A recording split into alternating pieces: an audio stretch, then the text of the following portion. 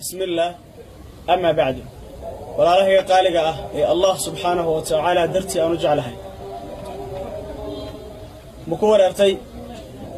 حنون كاغا مكو داشدي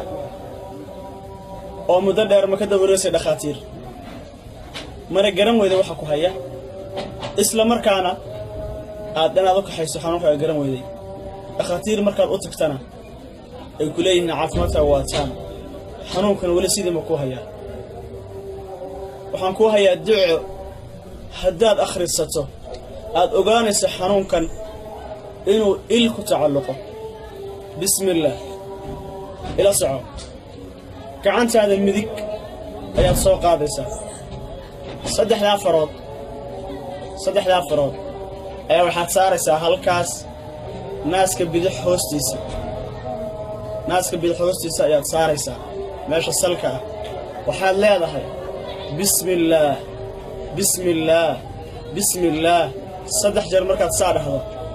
وأي الله هذا وحال آخر نسأل دعاء أعوذ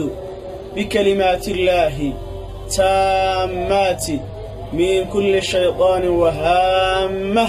ومن كل عين لامة أعوذ بكلمات الله تامات من كل شيطان وهامة ومن كل عين لامة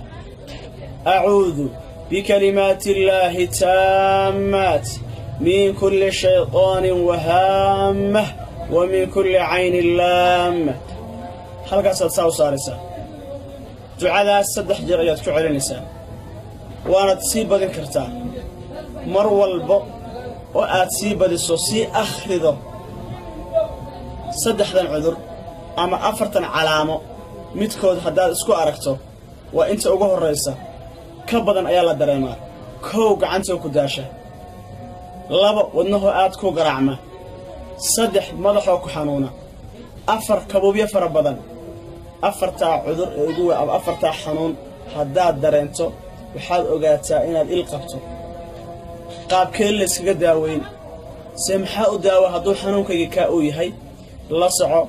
casharada dambe insha Allah ta'ala aan soo dhigi doono sida la iskaga daaweynayo ugu fudud biidin Allah ta'ala Ilaahi subhanahu wa ta'ala hadin xifta meelad joogtaanbo ducada ku dadaal marka aad sameynaysidna waa inaad weyse qabtid. Assalamu alaykum wa rahmatullahi wa barakatuh.